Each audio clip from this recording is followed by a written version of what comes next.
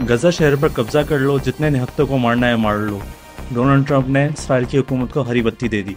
गजा के लोग भूख से मरते हैं तो मर जाएं, कम से कम 80% इसराइली शहरियों का मौक़िफ़। बरतानिया अपने जहाज़ों का इस्तेमाल करके गजा की हवाई निगरानी करता है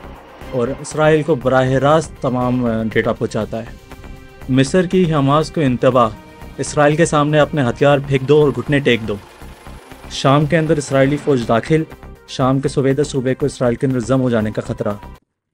अस्सलाम वालेकुम, मैं हूं आपका मेज़बान वकार अहमद और मैं आपको खुशामद कहता हूं अपने पॉडकास्ट आज की मगरबी दहशतगर्दी में। अब जो अगली सुर्खी मैं आपके सामने पेश करना चाहूँगा उसका ताल्लुक गजा से। एक गुज़िश्ता 24 घंटे के अंदर कम से कम 36 गजा के लोगों को शहीद कर दिया गया इसराइली फ़ौज की जानिब से। और इस बात की हमें मुकामी तस्दीक मिल रही है कि गजा के अंदर, गजा शहर के ऊपर अब इसराइली फ़ौज अपना कब्ज़ा बढ़ाने वाली है, इसको मुकम्मल तौर पर हिसार में लेके। उसके अंदर कुछ अभी 1 करोड़ लोग ऐसे हैं कम से कम जो कि उस शहर के खंडर ढांचे के अंदर पनाह ले रहे हैं, वहाँ पे छुपे हुए हैं, वहाँ पे अपनी ज़िंदा रहने की कोशिश कर रहे हैं। और ये बोला जा रहा है कि इसराइली फ़ौज जब अब शहर में दाखिल होगी तो इन तमाम 1 करोड़ लोगों को वहाँ से मज़ीद बेदखल कर दिया जाएगा। अब इसके नतीजे में जो वहाँ के मुकामी लोग हैं, जो वहाँ के मुकामी सहाफ़ी हैं, वो अब जो चश्मदीद गवाहों के अपने बयानात लेके आ रहे हैं, वो ये लेके आ रहे हैं कि वहाँ के लोग बोल रहे हैं कि हम इस जगह को, अपने शहर को खाली नहीं करेंगे। अगर इसराइली फ़ौज को दाखिल होना है तो हमारी मरी हुई लाश के ऊपर से दाखिल होना पड़ेगा, वो हमें यहाँ से नहीं निकाल सकते। अब जो अगली सुर्खी मैं आपके सामने पेश करना चाहूँगा वो अब इसराइल से है कि अब हम जानते ही हैं कि कहत का एक मामला पर पड़ा हुआ है गज़ा के अंदर। कम से कम 4 महीनों के अंदर उन लोगों को वहाँ पे खाना नहीं मिला है और अब इस बात की तवक्को की जा रही है कि आने वाले दिनों में मज़ीद अब भूख से और कहत से जो अमवातें हैं वो मज़ीद बढ़ती रहेंगी। और ये एक ऐसा सदमा है उसके वहाँ की आबादी को कि शायद वो वहाँ से कभी रिकवर भी ना कर पाए, क्योंकि जब एक इंसान को आप इतने महीनों तक भूखा रखोगे, जब उसके पास खाने पीने का एक दाना नहीं जाएगा उसके मुंह के अंदर, तो उसका जिस्म इतना सिकुड़ जाता है कि वो बाकी कभी काबिल ही नहीं रहता कि वो कभी अपनी मादनियात को जब्स कर सके। उसके नतीजे में इसराइल के अंदर एक इसराइली डेमोक्रेसी इंस्टीट्यूट है, वहाँ पे उनका एक एजेंसी है, एक थिंक टैंक है जिसका काम है वहाँ के मुकामी आज़ाद शुमार जोड़ना। तो उन्होंने एक तहकीक करी, वहाँ के मौजूद इसराइलियों से, मुकामी इसराइलियों से पूछा कि अलबत्ता क्या गज़ा के अंदर जो कहत का मामला है, जो गज़ा के अंदर भूख से लोग मर रहे हैं, क्या इससे आपको कोई फ़र्क पड़ता है या नहीं पड़ता? तो कम से कम 23.4% इसराइली लोग ऐसे थे जिन्होंने बोला कि हमें कोई फ़र्क नहीं पड़ता। और कम से कम 55.6% इसराइली लोग ऐसे थे जो बोलते हैं कि हमें कुछ फ़र्क पड़ता ही नहीं है। यानी कि अगर आप अदाद शुमार को आप मजमूई तौर पर जोड़ो तो कुछ 69% इसराइली लोग हैं जिनको कोई फ़र्क नहीं पड़ रहा कि गज़ा के अंदर कहते, गज़ा के अंदर बच्चे भूख से मर रहे हैं। शेरख्वा बच्चों के पास खाना नहीं खाया है उन्होंने दिनों से। और छोटे छोटे 2-2 3-3 साल के बच्चे हैं जो कि भूख से मर रहे हैं, प्यास से मर रहे हैं, लेकिन इन हैवानों को कोई फ़र्क नहीं पड़ता। ये सिर्फ ये बोलते हैं कि गज़ा को खाली करो, गज़ा के अंदर ये जो तमाम इंसानी जानवर वहाँ पे बसे हुए हैं इन सबको मार डालो। अब जो अगली सुर्खी में पेश करना चाहूँगा उसका ताल्लुक अब बरतानिया से और इसराइल से है कि हमने कुछ पॉडकास्ट के एपिसोड्स पहले हमने आपके सामने एक खबर पेश करी थी कि जिसमें हमें बताया कि बरतानिया के जो फौजी जहाज़ हैं वो गज़ा के आसमानों पे फ़िज़ाई निगरानी करते हैं और वो बराह रास्त इसराइली फ़ौज को बता रहे होते हैं कि कहाँ पे कोई इंसानों का जमघटा है या नहीं है। और अलबत्ता वहाँ पे अगर कोई इंटरनेट इस्तेमाल कर रहा है या वहाँ पे कोई फ़ोन इस्तेमाल कर रहा है तो उनको डेटा को चोरी किया जाता था, वो इसराइली फ़ौज को बराह रास्त पहुँचाया जाता था। उसके नतीजे में एक बड़ा एक मामला उठता है बरतानिया के अंदर। और मगरबी मुनाफ़िकत की एक बात है कि जब इसराइल की जानिब से बोला गया कि हम गज़ा शहर के ऊपर कब्ज़ा करने वाले हैं, तो बरतानिया बड़ा एक संगीन ड्रामेबाजी में आके बोलता है उनका वज़ीर आज़म कि इसराइल को ऐसा नहीं करना चाहिए और ये जो है इंसानी हकूक़ की खिलाफ वर्जी होगी। लेकिन उसके मुतबादिल हमारे पास तो दोबारा एक खबर आती है कि एक अमेरिका की एक कंपनी है जो कि अब बरतानिया ने उनको एक ठेका दिया है कि वो गज़ा के आसमानों के ऊपर अपने जहाज़ों को उड़ाएं और मज़ीद इसराइली फ़ौज को बराह रास्त उनको जो भी इंटेलिजेंस चाहिए, जो इन्फॉर्मेशन चाहिए गज़ा के ऊपर हमला करने के लिए, उनको मुफ्त में मिल सके और उसका खर्चा जो है वो बरतानिया खुद देगा। उसके साथ साथ एक बड़े एक मज़ाहिया सी खबर है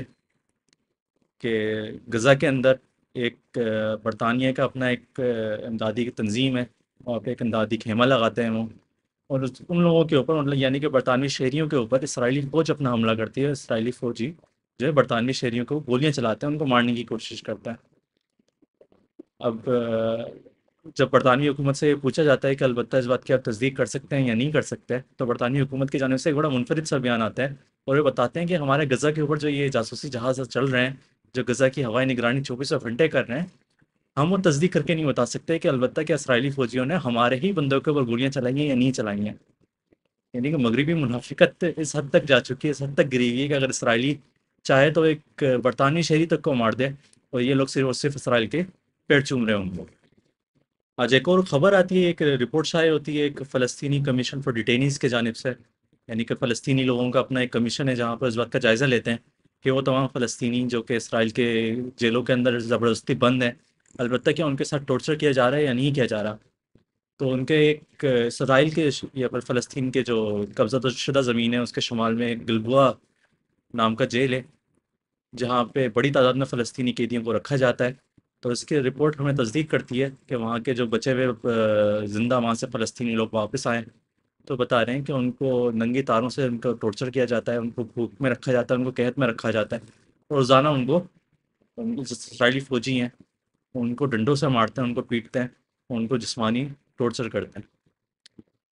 اس ہولناک رپورٹ کے باوجود، ان تمام حقائقوں کے باوجود، اس بات کے باوجود کہ ہم نے پچھلے 21 مہینوں میں دیکھا کہ غزہ کے اندر 3 لاکھ لوگوں کو اسرائیل نے مار دیا ہے بے ترتیب سے، ہم سنتے ہیں کہ مصر کی جو حکومت ہے وہ اب حماس پہ بول رہی ہے کہ آپ جو ہو دہشت گرد ہو، اور آپ جو ہو غلط پہ ہو، اور آپ کو چاہیے کہ آپ اسرائیل کے سامنے اپنے گھٹنے ٹیک دو۔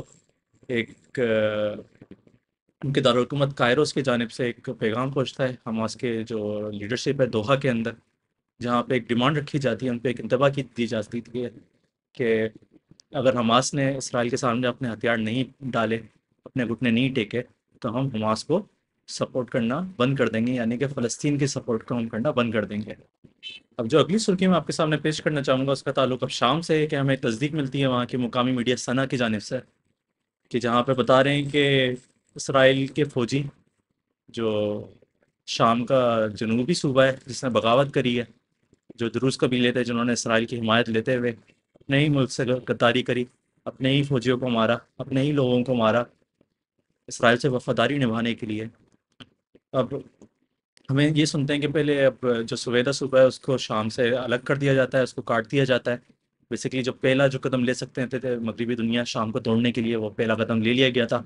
کہ سویدہ صوبے سے جو شام کی فوج تھی، بشار اس کی جولانی کی جو فوج تھی،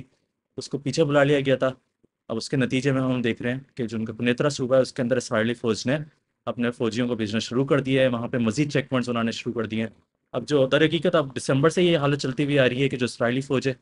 وہ شام کے زمین پہ اس حد تک گھسی ہوئی ہے کہ وہ ان کے دارالحکومت دمشق سے صرف 20 کلومیٹر پیچھے ہے۔ اور وہاں پہ ہم نے کچھ دنوں پہلے ایک تصاویر بھی دیکھی تھی کہ شام کے جنوب میں مختلف صوبوں کے اندر اسرائیلی فوجی نظر آ رہے تھے، ان کے کرنل لیول کے ان کے جو فوجی ہیں وہ نظر آ رہے تھے، وہاں کے مقامی لوگوں سے مل رہے تھے، وہاں پہ کچھ اپنے دستاویزات لے کے آ رہے تھے، وہاں پہ ایک پراپر ایک کوشش کی جا رہی ہے کہ سفیدہ صوبے کو کس طرح توڑ دیا جائے۔ تو اس کا جو اگلا قدم ہے وہ یہی ہے کہ اب اسرائیلی فوج نے قنیطرا صوبہ پہ ایک قبضہ کرنا شروع کر دیا ہے۔ ہمیں جو تصدیق ملی ہے وہ یہ ملی ہے کہ 5 کم سے کم اسرائیلی فوجیوں کی گاڑیاں تھیں جو کہ ان کے جنوب میں الرافد اور الحران گاؤں کے یا پھر شہروں کے قریب وہاں پہ ان کا گزر ہوا ہے، اور کم سے کم 2 اسرائیلی ٹینکیں بھی ہیں، یعنی کہ ان کی جو میرکاف ٹینکس ہیں وہ بھی شام کے اندر اب نظر آنا شروع ہو گئی ہیں پہلی مرتبہ۔